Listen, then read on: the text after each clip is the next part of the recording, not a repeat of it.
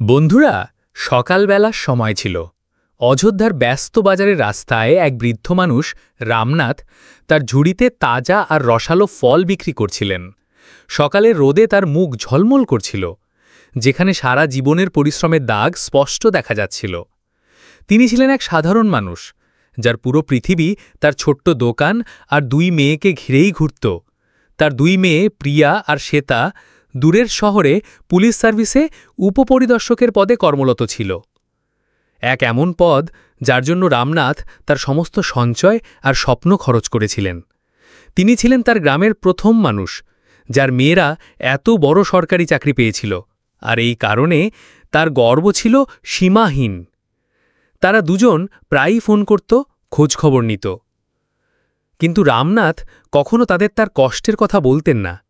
তার ভয় ছিল হয়তো মেয়েদের মন তাদের কাজে থেকে সরে যাবে।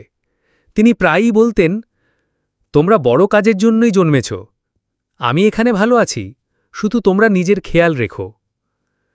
কিন্তু তিনি জানতেন না আজ এমন কিছু ঘটতে চলেছে যা কেবল তাকে নয়, তার মেয়েদেরও ভেতর থেকে কাঁপিয়ে তুলবে এবং তাদের জীবনকে চিরদিনের জন্য বদলে দেবে। রামনাথ কাজে ব্যস্ত ছিলেন, ক্রেতাদের সাথে কথা বলছিলেন, মুখে একটুখানি হাসি।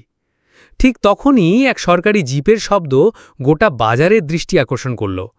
জিপ এসে তার সামনে থামল এবং সেখান থেকে নামল এক ইন্সপেক্টর, নাম রবি। তার চোখে ছিল স্পষ্ট অহংকার আর ক্ষমতার নেশা, যেন সেই গোটা বাজারের মালিক। সে রুক্ষ গলায় বলল, এই বুড়ো, তোর সাহস কই এখান দোকান বসানোর?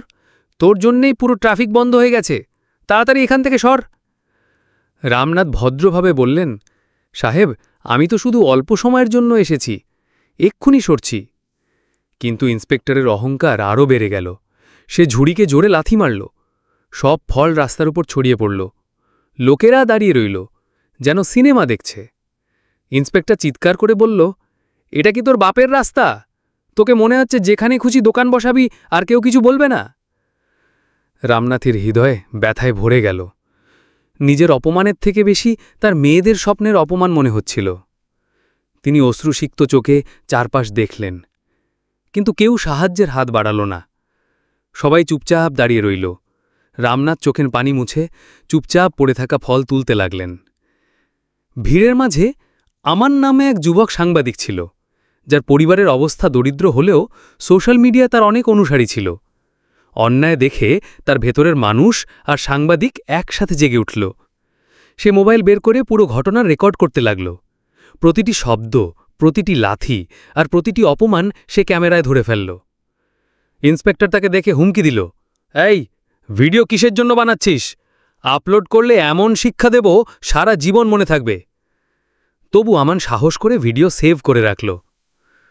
রামনাথ ভারী মন নিয়ে বাড়ি ফিরলেন। তার ভয় ছিল মেয়েদের এই ঘটনার খবর যেন না পৌঁছায়, কারণ তিনি জানতেন তারা ন্যায় বিচারের প্রতি খুবই সংবেদনশীল। কিন্তু আমান বাড়ি গিয়ে ভিডিও সোশ্যাল মিডিয়া আপলোড করে দিল। ক্যাপশনে লিখল, আজ অযোধ্যার বাজারে এক বৃদ্ধ মানুষের সাথে অন্যায় হল। এই সৎ বৃদ্ধ কারো ক্ষতি হয়নি, তবু ইন্সপেক্টর তার ফল ছুঁড়ে ফেলল আর তাকে অপমান করল। এরকম পুলিশ আমাদের রক্ষা করবে? ভিডিও মুহূর্তে আগুনের মতো ছড়িয়ে পড়ল। লক্ষ লক্ষ মানুষ শেয়ার করল, পুলিশকে সমালোচনা করতে লাগল। ভিডিও পৌঁছল শ্বেতার কাছে, রামনাথের ছোট মেয়ে। দেখে তার রক্ত গরম হয়ে উঠল, চোখ ভিজে গেল। সে সাথে সাথে ভিডিও বড় বোন প্রিয়াকে পাঠাল। প্রিয়া তখন থানায় এক কেস তদন্ত করছিল। ভিডিও দেখে তার হাত কাঁপতে লাগল। সে রাগে ফেটে বলল, আমরা এত কষ্ট করেছি বাবুজিকে সুখী করার জন্য, অথচ এই ভ্রষ্ট সিস্টেমের কাছে আমরা অসহায়। প্রিয়া শ্বেতাকে ফোন করল, কণ্ঠে রাগ আর বেদনা মিলে মিশে গেছে। সে বলল, তুমি ওখানেই থেকো, আমি আসছি, সেই ইন্সপেক্টরকে শিক্ষা দেব। শ্বেতা বলল, না দিদি, আমিও যাব, এই অন্যায় আমি সহ্য করতে পারব না। প্রিয়া তাকে বোঝাল, তুমি বাবুজির পাশে থেকো, আমি একাই সামলাব। শেষমেশ শ্বেতা রাজি হল। প্রিয়া নিজের ইউনিফর্ম খুলে সালোয়ার স্যুট পরে গ্রামে রওনা দিল। পথে তার মাথায় নানা চিন্তা। সিস্টেমের একজন সদস্য হিসাবে সে জানত এ ধরনের লোককে কিভাবে সামলাতে হয়। বাড়ি পৌঁছে দরজায় নক করল। ভেতরে রামনাথ সবজি কাটছিলেন। মেয়ের কণ্ঠ শুনে আবেগে ভেসে গেলেন। ভয়ে ছিল হয়তো সব জেনে গেছে। দরজা খুলতেই বাবা মেয়ে জড়িয়ে ধরল। প্রিয়া কেঁদে উঠল, বুক ফেটে যাচ্ছিল। সে বলল, বাবুজি, কেন বলেননি? এটা ভয়ঙ্কর অন্যায়। রামনাথ ভীতস্বরে বললেন, বেটা, ও পুলিশ, ঝামেলায় না যাই। প্রিয়া দৃঢ় গলায় উত্তর দিল, না বাবুজি, আমি জানি কি করতে হবে, ও শাস্তি পাবে, আমি অন্যায় সহ্য করব না।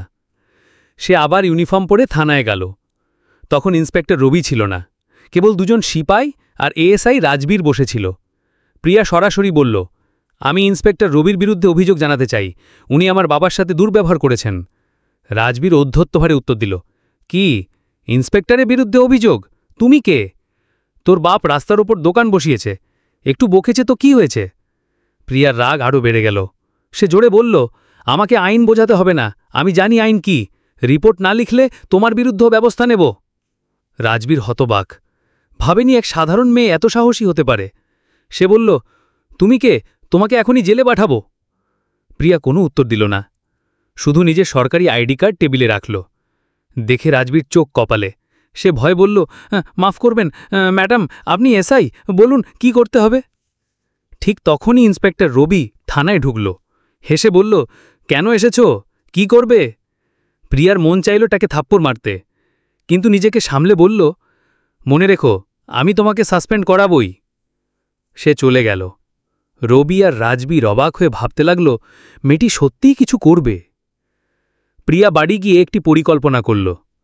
পরের দিন সে সরাসরি ডিএম সুলেমানের অফিসে পৌঁছে গেল।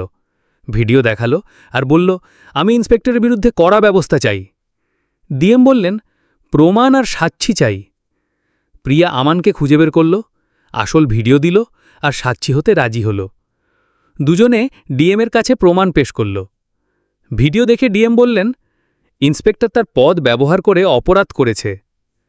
পরের দিন বড় প্রেস মিটিং ডাকা হলো, সাংবাদিকরা জড়ো হলো। ডিএম বললেন, সোশ্যাল মিডিয়ায় ভাইরাল ভিডিওতে দেখা যাচ্ছে এক ইন্সপেক্টর এক বৃদ্ধের সাথে দুর্ব্যবহার করেছে, প্রমাণ আর সাক্ষী আছে। তখন প্রিয়া মঞ্চে এসে বলল, আমি উপপরিদর্শক প্রিয়া শর্মা, ভুক্তভোগী বৃদ্ধ আমার বাবা। সবাই স্তব্ধ। প্রিয়া বলল, ইন্সপেক্টরই নয়, এএসআই রাজবীরও দোষী, সে অভিযোগ নিতে অস্বীকার করেছে। ডিএম সঙ্গে সঙ্গে দুজনকে সাসপেন্ডের নির্দেশ দিলেন। গ্রামে খবর ছড়িয়ে গেল, রামনাথের মেয়ে ন্যায় বিচার এনেছে। সন্ধ্যায় টিভিতে খবর চলল, ইন্সপেক্টর আর এএসআই সাসপেন্ড, উপপরিদর্শক কন্যা বাবাকে ন্যায় বিচার দিলেন। বিভাগীয় তদন্তে দুজনই দোষী প্রমাণিত হল। ইন্সপেক্টরের বিরুদ্ধে ক্ষমতার অপব্যবহার আর সাধারণ মানুষের সাথে দুর্ব্যবহারের অভিযোগ প্রমাণিত হল। এএসআইয়ের বিরুদ্ধে দায়িত্বে অবহেলার অভিযোগ। দুজনকেই বরখাস্ত করা হলো আর তাদের বিরুদ্ধে ফৌজদারি মামলা করা হলো। রামনাথ খবর শুনে কেঁদে হেসে মেয়েকে জড়িয়ে ধরলেন আর বললেন, তুমি শুধু আমার নয়, পুরো গ্রামের মুখ উজ্জ্বল করেছ। সমাপ্তি। তো বন্ধুরা, ভিডিও কেমন লাগলো? যদি ভালো লেগে থাকে একটি লাইক দিন আর আমাদের channel story with SS subscribe করতে ভুলবেন না। বন্ধুরা, আবার দেখা হবে একদম নতুন আর দারুণ ভিডিও নিয়ে। বন্ধুরা, এই গল্প কেবল রামনাথ আর তার মেয়েদের নয়, এটা আমাদের সমাজের প্রতিচ্ছবি। আমরা প্রতিদিনই দেখি সাধারণ মানুষ অন্যায়ের শিকার হয়, কিন্তু বেশিরভাগ সময় আমরা চুপ করে দাঁড়িয়ে থাকি, ভয়ে কিংবা উদাসীনতায়। অথচ অন্যায়কে সহ্য করা মানে সেই অন্যায়কে আরও শক্তিশালী করে তোলা। রামনাথের দুই মেয়ে প্রিয়া আর শ্বেতা আমাদের চোখে শুধু পুলিশ অফিসার নয়, বরং এক উদাহরণ। তারা দেখিয়ে দিয়েছে, যদি ইচ্ছা থাকে তবে সিস্টেমের ভেতর থেকেও অন্যায়কে রুখে দেওয়া যায়। সাহস, সততা আর প্রমাণ থাকলে অন্যায়ের বিরুদ্ধে জয়লাভ সম্ভব। এই ঘটনার পর অযোধ্যার বাজারে মানুষের মনেও এক পরিবর্তন এলো। যারা সেদিন চুপচাপ দাঁড়িয়েছিল তারা বুঝতে পারল, দর্শক হয়ে থাকলে সমাজে অন্যায়ের শিকড় আরও গেড়ে বসবে। আমন নামের তরুণ সাংবাদিকও এক দৃষ্টান্ত স্থাপন করল। যদি সে ভিডিও না করত, যদি সাহস করে সত্যকে সামনে না আনত, তবে হয়তো এই ঘটনা চাপা পড়ে যেত। আমাদের সবার ভেতরে একজন আমন আর একজন প্রিয়া আছে। প্রশ্ন হল, আমরা চাইলে কি সাহসী হয়ে অন্যায়ের বিরুদ্ধে দাঁড়াব, নাকি চুপচাপ দূর থেকে শুধু দেখেই যাব? বন্ধুরা, মনে রাখবেন, একজনের ছোট সাহস হাজার মানুষের জন্য প্রেরণা হয়ে যায়। একজনের প্রতিবাদ পুরো সমাজের চেহারা বদলে দিতে পারে, আর একজনের সত্য বলার ক্ষমতা পুরো ব্যবস্থাকে কাঁপিয়ে দিতে পারে। এই গল্প থেকে আমরা শিখলাম, বাবা মায়ের আত্মত্যাগ কখনোই বৃথা যায় না।